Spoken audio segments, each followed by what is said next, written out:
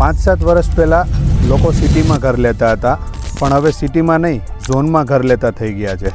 કારણ કે બધા એરિયા સેમ નથી હોતા.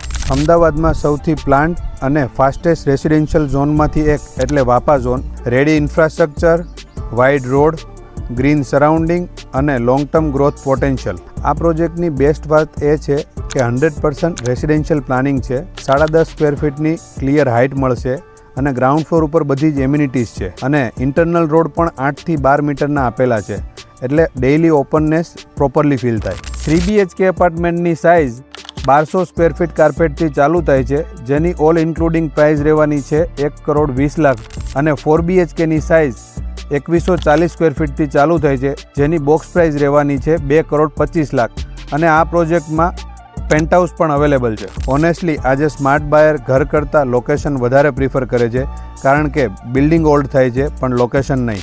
આ પ્રોજેક્ટની સાઇટ વિઝિટ અને વધુ ઇન્ફોર્મેશન માટે આજે જ કોન્ટેક્ટ કરો એન્વિઝન રિયલ્ટર.